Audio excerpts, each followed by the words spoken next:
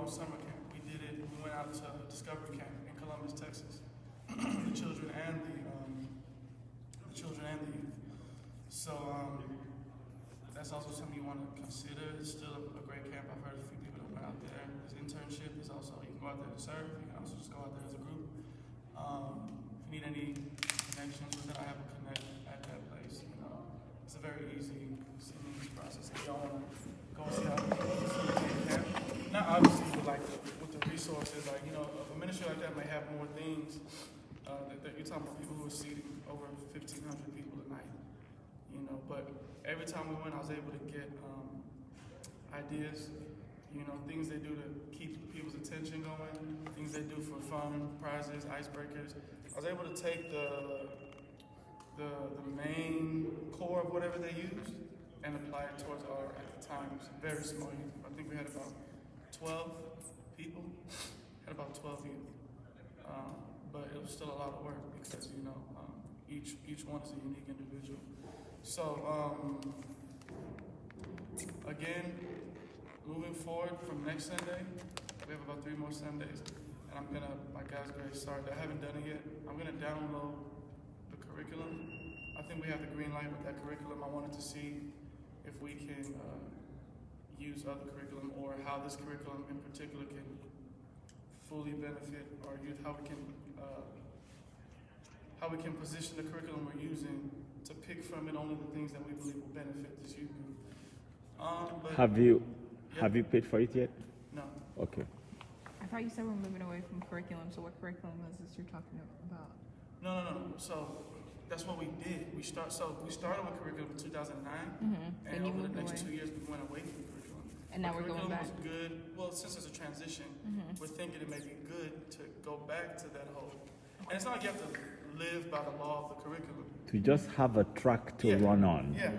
for now, until when, you know, there is more comfort, liberty, and then we can move away again from the curriculum and then you know, do our own thing. Yeah.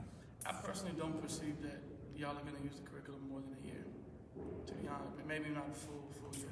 To be honest, what I would like for y'all to do is strip the curriculum, look at it, see the principles it teaches, use it to organize yourself, structure yourself. There needs to be a unison between the youth leadership and parents. This curriculum has letters that introduce the topics. Like, it's literally giving you tools, and all the stuff you download is editable. So it's not like you have to download it and then send it out as is. You can literally download it, make changes before passing out the letters on a Sunday morning to the parents, letting them know, hey, this month the youth are going to be learning this. Then you have assignments for the youth, but it's all editable. So that's the beautiful thing. You can take out what you feel like this youth group does not need, and you can add, using their style or template or whatever, what you believe should be there. But I don't perceive y'all needing that for more than, you know, the River of Life is a third-day church. We're a church that, you know, God's Spirit gives life, okay? His Spirit quickens. So as you serve the youth, as you love them, you get to know them, God is going to start telling you what they need. God is going to start giving you literally what they need. And I don't believe you're going to find what they need in the curriculum. I'm not saying the curriculum doesn't have anything they need, but I want the curriculum to be used more like a structural tool. Yeah, a guide, track to run on. But at the end of the day, you know, we submit all of the final decisions to the leadership team. Whatever you guys decide to do, it is completely okay, honestly. If you feel like, hey, you want to keep doing the whole summer camp thing, and once a year for 2 days or however many days you want to, you know, just do it small, cool. If you want to go out to summer camp, fine. Starting next week, I want us to actually sit down and start collaborating. I want us to actually start putting things in place and looking at, hey, not necessarily what we've done in the past, we've already shared that. Looking forward, what do we think? Let's put our brains and our ideas together. So now I'm gonna just take notes and we can get out of here. I gave an assignment last week. For the time, I know you weren't there, sorry. It was just to, let me read it. Ideas? Yeah, it was to share your,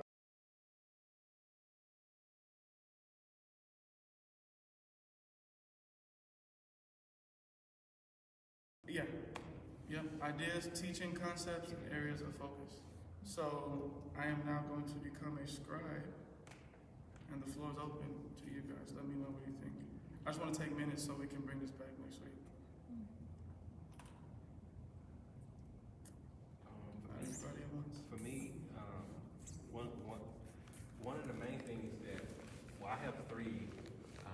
obviously, I think purity should be, taught. Purity.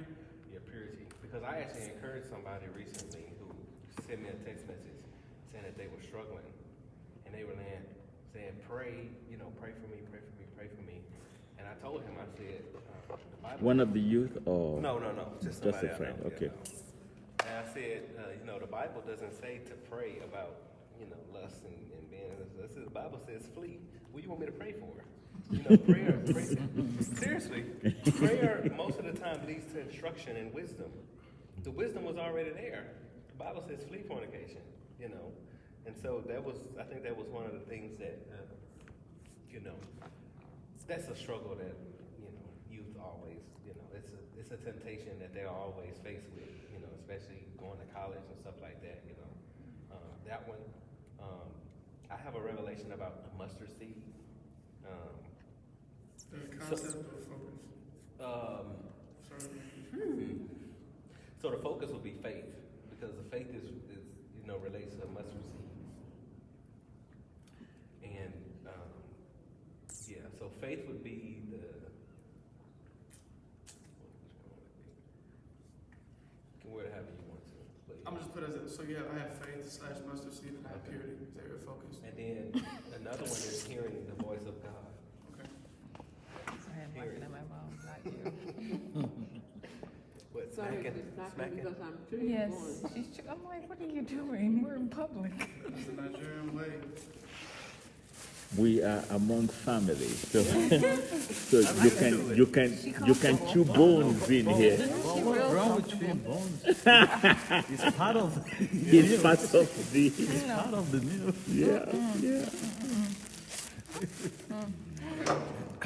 And then you want to use nice like floss. I need floss. Some ideas is like, having different competitions and rewards. Because if you have an incentive to learn, you learn.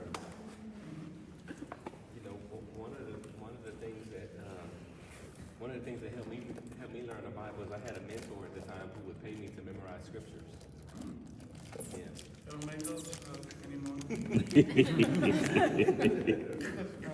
Bro, I remember the scripture. So I think maybe you already do that competition based. Yeah, but the Dwight was doing something I wish we could have done a better job at doing it. Let me say more consistent job. He would like go to the bank and get like a lot of ones, like a $5 and a $10 bill. And so when it came to memory verses, he'd be like, who could tell me? Yeah. He'd do like recaps Yeah. for the previous week. And he was like the money man. Yeah. Remember when the man came to school for the fundraiser, he gave out money? Mm-hmm. Yeah, he was like that, man. So everyone was like a tip, Yeah. I don't know, money makes people come alive, but Yeah. they sat up straight. Everyone wants that dollar. Money. Incentives, we got that. Any ideas? Anyway. And it's fine if you don't. I mean, it's not saying if you don't put it here, it's not gonna get. So how often do you have the conference? Just once a year or something? It's the summer. So for us, the summer program was the peak of the yearly thing.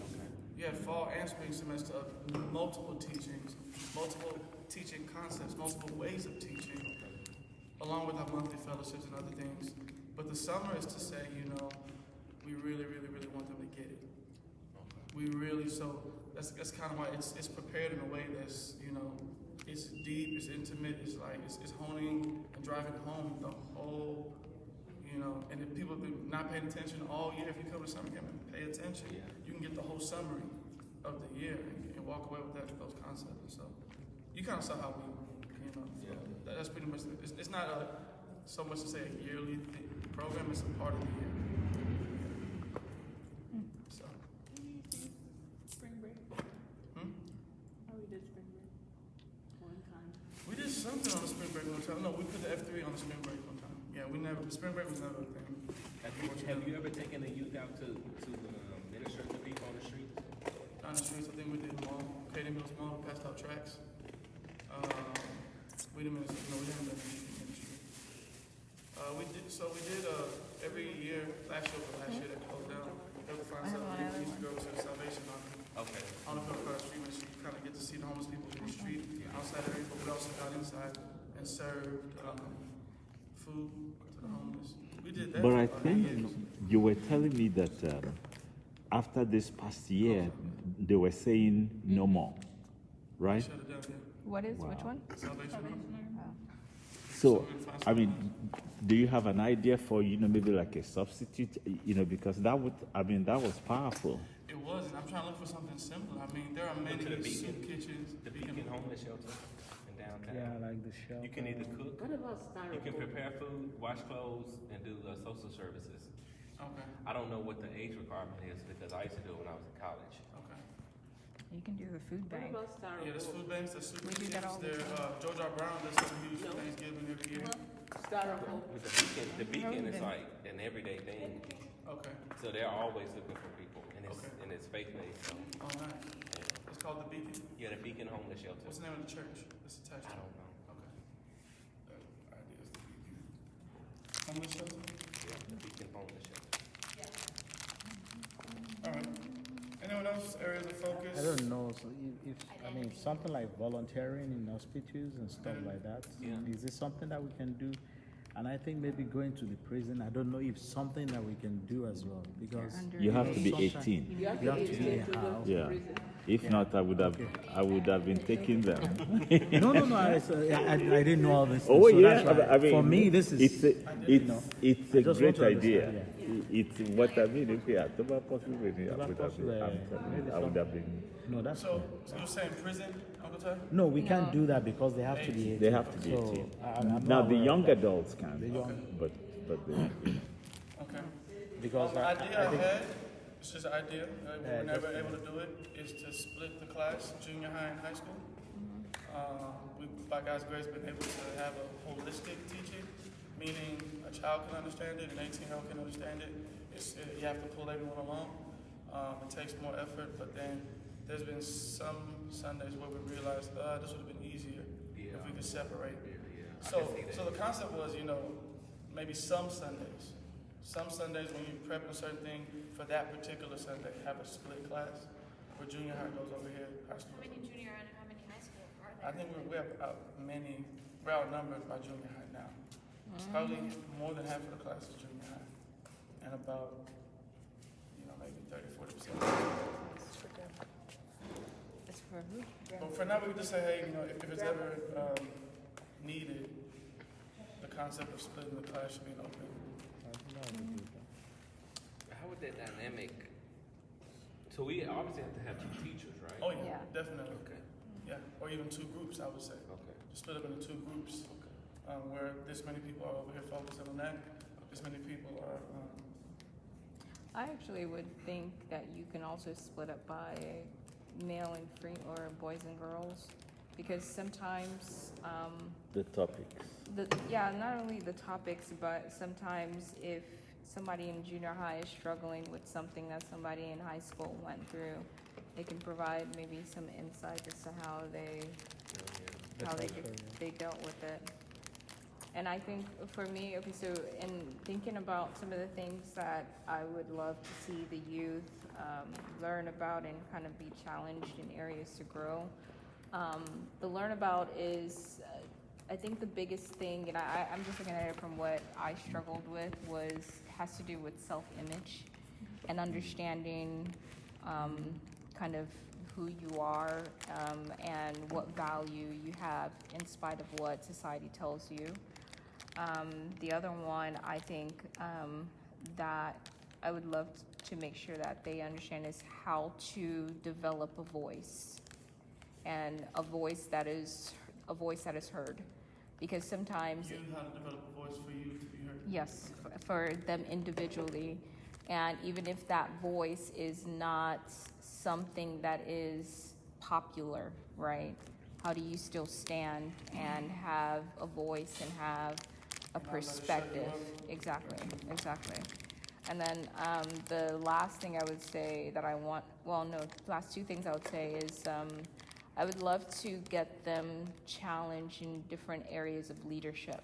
I don't know what that looks like. So similar to how they had the youth take over today, I wasn't here, so I wasn't in here. It was really good. But so I didn't really see the kind of what they did, but to really provide them more ownership in being able to develop some leadership skills And then the last thing that I would say that I remember we did was youth dramas. Yeah. And I think, and you know, it's funny sometimes, and I think part of the youth drama, one, is that it helps provide them discipline, but it also helps to provide a story with a deeper meaning behind what you're actually doing. So it's not just come up here and act, but yes, exactly. So that would be mine. Okay. So I titled what you called about the split between guys and girls, discipleship one-on-one. I put reviving discipleship one-on-one. Revive, okay. Because we used to do it, but it takes, you know, I think we needed at least 2 volunteers per gender before we could do it. And we took them outside the church, like on Sunday after church, come to our place, or go to, one time I think the guys went to the park. Why do you need 2 per gender? Per gender? Uh-huh. Well, just to have, you know, you don't want one person's perspective. Discipleship one-on-one is like sharing life, like outside of, now technically speaking, you're right. Technically speaking, you know, one person can carry it all. But the concept was to have the male voices in leadership speak to the young men, and have the female voices in leadership speak to the young women. Winter was a part of that thing at one point. I remember the one time with Joy or some other people. Just kind of sharing your perspective, like everything, not just, oh, the Bible says this, like everything. This is what I've been through. I think you've already, you know, done a good job, Josiah, you know, in being transparent in everything you do. But it's just to give them a charge as young men, like, hey, watch out for this. Everyone goes through this. I went through this. I failed in this, you know, and letting them know that what they're going through, you're able to relate to it. Also giving them confidence that they can come to you later on when you know, when things like that. From anything from struggles to applying for college, knowing how to get a scholarship, knowing how to, you know, be the first in line for FAFSA, and all the different things that benefit you. And just, you know, unfortunately, I didn't grow up like with a father at home, so a lot of things I learned were taught to me, and I learned a lot of things out of need, out of lack, or out of a bad situation, to where now I have to learn this thing. Whereas if someone would have just showed, you would have been ready when these things came. So I have a passion to give back that, you know. So. Is there some kind of a high school or senior prep, whatever, that you guys take or take some of the seniors through? No, not on that level. I would say in general passing conversation. Like yes. a mentoring, No. like a mentoring. I can already see how you say no, not in that capacity. It'd be very beneficial. Like counseling But as well, you know. but that would be super useful. Like literally how to prepare, and you know things are changing every year, so to just kind of give a look at what's happening now, apply Texas, all these different things, and kind of put something together. That'd be very beneficial. And We used to take our youth out, right, the seniors? So just to add to what you just said, I don't think it's too early to start talking to our young adults as well about finances Yeah. and, you know, what to expect out there. It's Credit, not always very easy out there. I mean, yes, on the spiritual part, we can take care of that, you know, within, but out there are things that will go beyond their decision, you know, alone, you know. And I think maybe if we can, during the summer break, if we can organize people from outside to organize like maybe one-day seminar for them, everything will be all provided, and we'll make sure we talk to them from, you know, what to expect out there, finances, taking decision, career. Many, in fact, you don't be surprised that you talk to many of them, they don't even know what they want to do in school, you know. So and it won't be too late for them. I mean, it won't be too early for them to start talking about making money now, you know. When we first went to college, everybody's passing out. Yeah.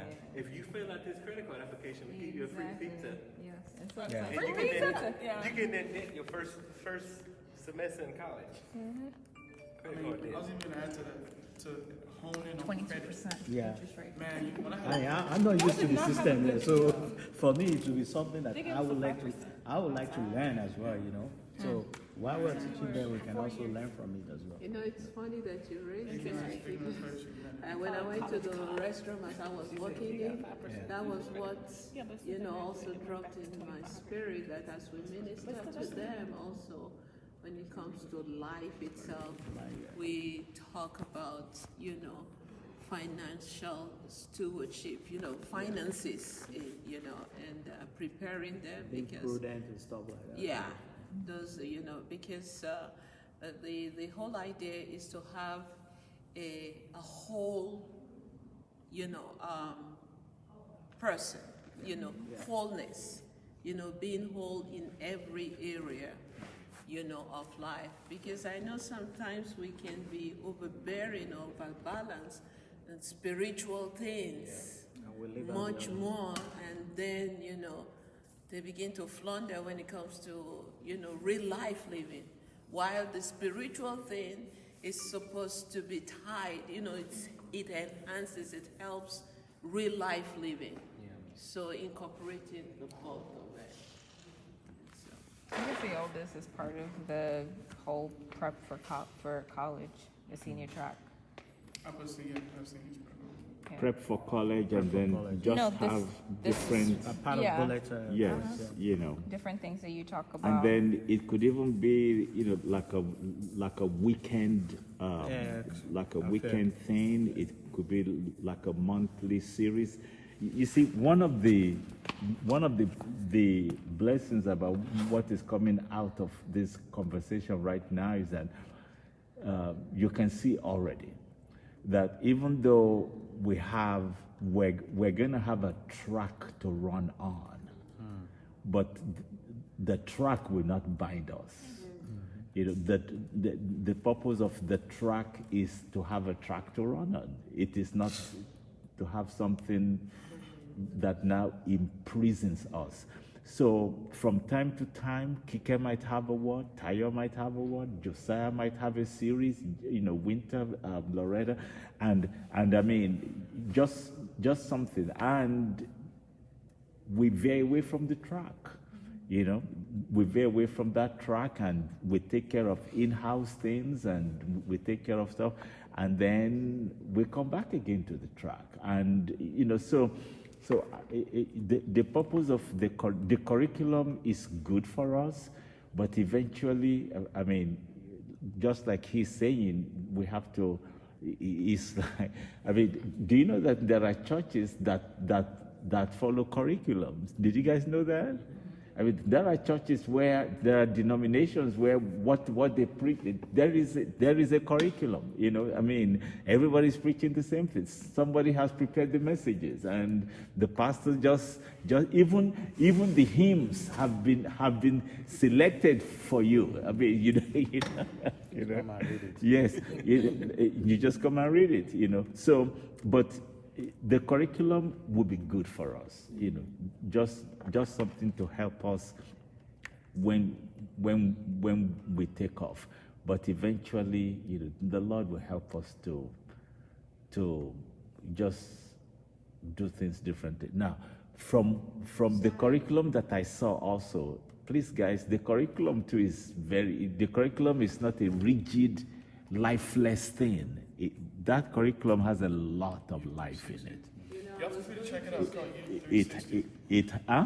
Youth 360. Yeah, it has a lot of life in it. I mean, it's very, very, very, very practical. It speaks to the youth where they are. It's not like something that is there and it has no bearing on your youth group. No, they're very good. the thing is that with curriculum, that is why when you're looking at curriculums, you're looking at the one that has, substance in it. Because some of these curriculums, they are just, so when you look at curriculums and want to get curriculums, you look at, because some of those curriculums are really good. Another thing, you can get a good curriculum that has substance, but also the people who are going to be teaching the curriculum It's important. is very important. Yeah. You can have a good curriculum and you don't have the anointing to teach, to convey, and to Yeah. So it's a two-sided thing. Thing, The good yeah. curriculum, and also that curriculum being prayerfully prepared. Amen. And the person also teaching it being, being in the curriculum itself. Yeah. You know, you cannot teach what you are not, you know, that's one of the things that curriculum does to people who, you know, minister. You have to children become and it. Youth. You have to You know, own you it. have to own it. You have to live it. So you have to be in the curriculum. And the then kids you're can able to tell, now, you know, you know, the kids can minister. easily tell when you're just regurgitating something. Yeah. I mean, even you can tell. Okay. I mean, the key thing about the curriculum is you've got to own it. You know, I mean, the curriculums are good. You know, I mean, but you have to take ownership. It's got to become. One man of God, Dusil, he said, the word of God has to become honey to us. You know, honey, you know, a bee goes around, lights upon, you know, the flower, sucks nectar. And as it enters the bee, then it comes out as honey. You know, so you read the word, you take in the curriculum, but then you've got to internalize it so that when it comes out, it's not coming out as nectar, but it's coming out as honey. Amen. And yeah, you know, the curriculum itself is not the We rod. got 6 minutes. Okay. The curriculum is not the rod leading the sheep. Yeah. The shepherds are. Yeah. Curriculum is a tool. You can't expect the curriculum to become the guiding compass, you know. You, like I said, own it and look at it and see what is fitting for right now. Another thing I want to throw out there is these young people love to have fun. And I feel so bad. I remember when, before I started working at Clear Lake, I think my schedule changed. And, you know, the availability wasn't as much. And I felt bad because you're standing before them teaching. And you can tell that even these ones among themselves, like I was saying at the camp, you know, you're not really bonding with your church family when you're sitting down to learn. It's kind of like class, you know, you're best of friends. Yeah, in class you may look at each other and pass body language because you know each other, but class is not where you bond. You know, it's outside of that. And I am now seeing with the identity and self-image, all the different things going around, if we can create a culture of family, meaning I know you outside of church, I know you, I know your mom, I know your house, we've been. If we can create a culture that somehow is going to take sacrifice, a lot of it, and just be deliberate about it, I think what we do spiritually it'll be like wind behind when you're running. It'll push it further. You know, there'll be more anticipation for the things of God. Thankfully, it never turned into this, you know, over spiritual thing and it tanked because we're doing everything in church. God gave us wisdom to bring what we couldn't do outside of church, in the church, without changing it. And so, any other ideas or concepts that we want to note down before we begin brainstorming next week? Concepts? I have a couple, but I will send them to you because of time. Yeah. No, I can talk fast. Yeah. And then let's remember we do have that transition, you know, team WhatsApp group. So let us feel free to post on there, put notifications, ask questions, bring out ideas, even there. Amen. Did you have anything? I think it was mainly said discipleship and identity, and even the part about Coin told me yesterday. She was like, "In how many years I've known Christian and like Ikone and Manifest, this is the first they planned intentionally to hang out outside of church, like to do something fun like rock climbing." Yeah. And I was like, "Wow." Yeah. So you're gonna like And hang out? those, like I said, they have a lot of energy, man. Yeah. And Yeah. we just need to take that energy and transfer it to something. Channel, yeah. Channel. Even the adults. Yeah, I don't- When we left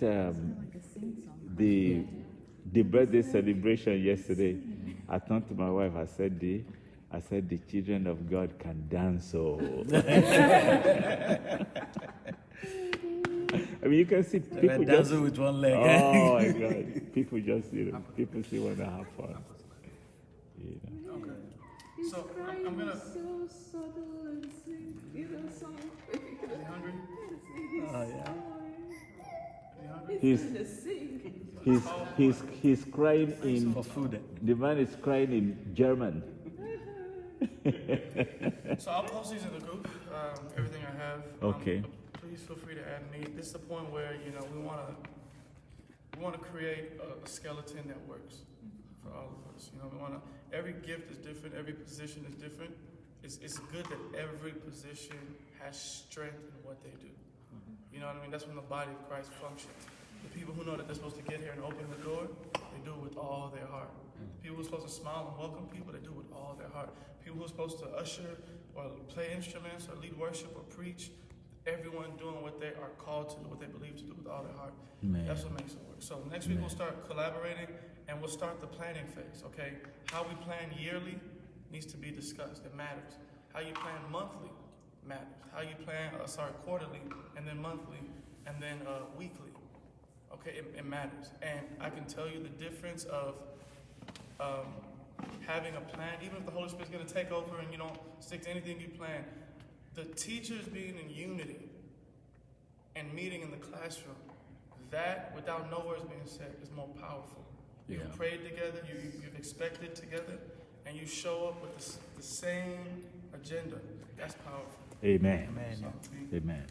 we're down to our last minute, so I'll send the minutes out. Thank you so much. If you want to say a word of prayer.